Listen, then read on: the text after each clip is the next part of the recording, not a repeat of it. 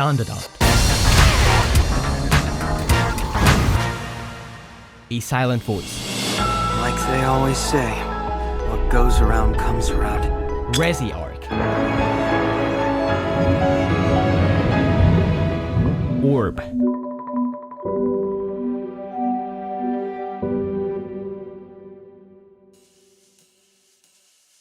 What do they all have in common? That's right, they all have mummies. That's right, Kensuke Ushio scored for all of them. But why?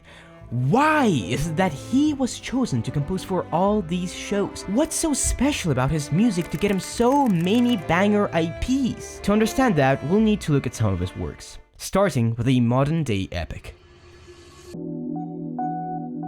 Dangers in My Heart is a cute story about Yamada and Ichikawa, a loner and a girl way out of his league, a school idol, and a disgruntled twink fantasizing about murdering her? What? It's a tale as old as time, and it's a tale you don't need to pay attention to. What you need to pay attention to is the music. Listen to the music. Basically, she's always alone.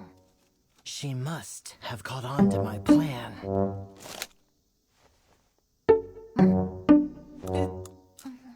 Hey, can I borrow that? The signature of his tracks is leaving big spaces between notes, and I'm talking big. Yeah, I'm talking anywhere from 3 to 10 seconds. That's like cosmic voice. That's like 4 block jumps in Minecraft. That's a whole lot of nothing. And this space just lets the tension naturally build up. You start subconsciously anticipating the next note. So many of his tracks are incredibly simple. Some of his best works are composed with just 2 or 3 instruments. Like, it's so simple. Like, it's stupid. It's dumb. Like I could probably make music like that. I could. Alright, let's open up a file. Okay, this goes here. Oh, that's a nice progression. Now add some of this magic here. Okay, check this out. Each note builds towards the next and is imbued with emotion through all the background sound effects. His songs are a back and forth, as if the notes are communicating. Now, I know that's how all music works, but how else would you describe this?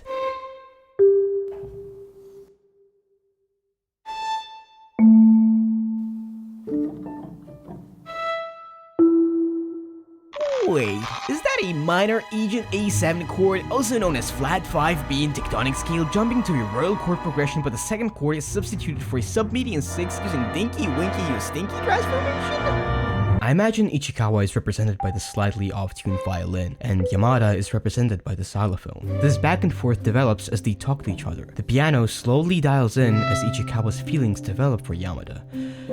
And I'm talking about love, not bloodlust. This is one of his core strengths. Where some composers choose grandeur, Kensuke chooses simplicity. This simplicity leaves you hanging in the air and makes you anticipate the resolution to his notes. But perhaps it's also this simplicity that allows his music to work so well. Kensuke's music is integrated so dynamically to what is happening on the screen. His melodies work behind the scenes, dictating how you should feel: sad, curious, empty. Kensuke Ushio is like the secret puppeteer. While your eyes are glued to the animation, he plunges your ears into the atmosphere to the point where you start smelling the anime. You start tasting it. You start feeling it. And the thing that often goes unnoticed is how much texture and little sound effects there are. I'm pretty sure he uses live piano recordings for his tracks. As a matter of fact, Jarvis, set up a polymark prediction for that, because if you listen really closely, you can hear just how big of a role ambience plays in his music.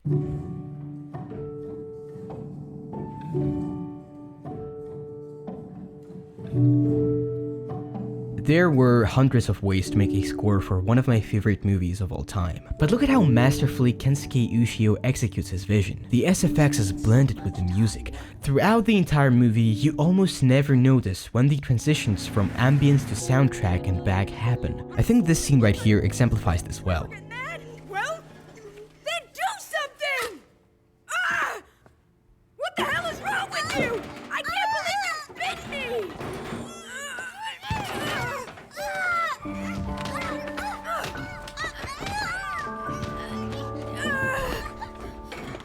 This could have been a high action-packed banger. This could have been a more dramatic song. This could have been a TikTok edit. Either way, the music could have been grander. But there was an intentional choice to keep it simple, to slowly dial it in and lock you into the complexity of what is happening on the screen, to make you feel like this isn't objective reality, but the version Shoya remembers, unable to change his past. All of these little sound effects keep you glued to what is unfolding before you. It's like those biology shorts where your eyes see some of the most horrifying, visceral imagery you've ever seen, but your ears are locked in on that piano that goes like dun dun dun dun dun. Maybe Kensuke Ushio understands what role music plays in anime on a director's level. Perhaps that is why he gets positions in so many big, strong, muscular, award-winning shows. These anime are renowned for their stories and characters, but I'd argue the music wasn't just a complement to those things, it's a part of what made them feel complete. And it's not just one genre of anime either. It's romance, it's action, thriller, art, drama, whatever genre this is. This is humiliating.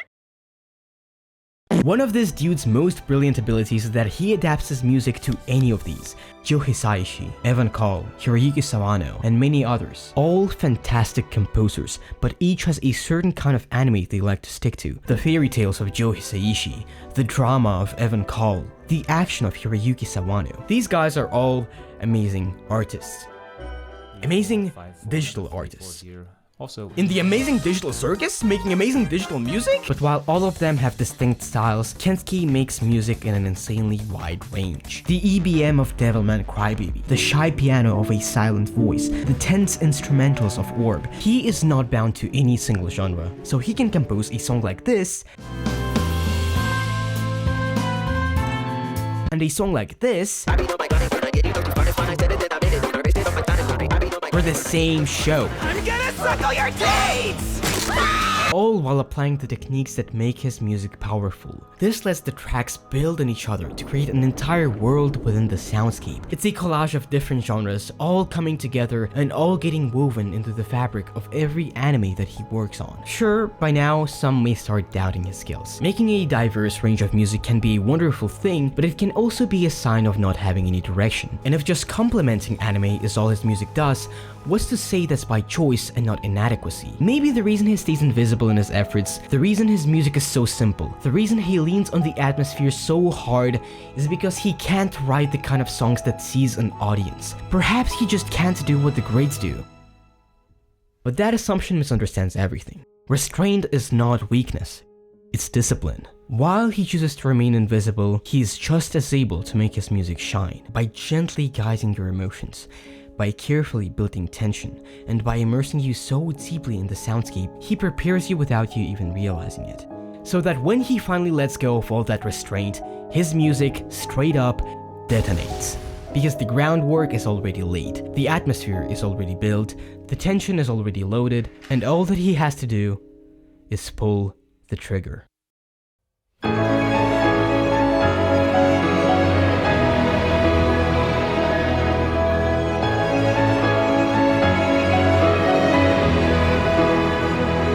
While his music typically chooses to benefit the whole, every now and again, he shows that with all the invisible puppeteering he does behind the curtain, he is capable of turning an amazing scene into a cultural centerpiece.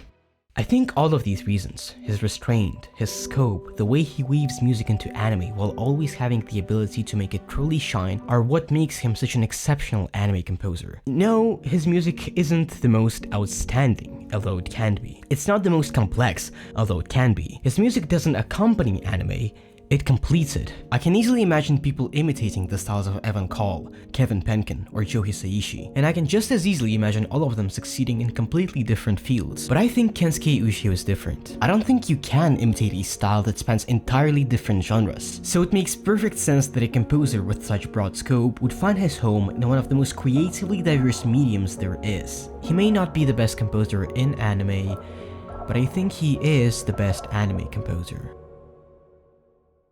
I guess what I'm trying to say is, maybe what makes a score amazing isn't the individual songs, no matter how epic or beautiful or memorable they might be, but how they all build on each other to create a living, breathing world through sound alone. Perhaps the best kind of score isn't the one demanding your attention at every moment, but the one that pulls you so deeply into a story that, for a while, you forget the music is even there. The one that lets you lose yourself completely, and the one that leaves you inspired to create something of your own.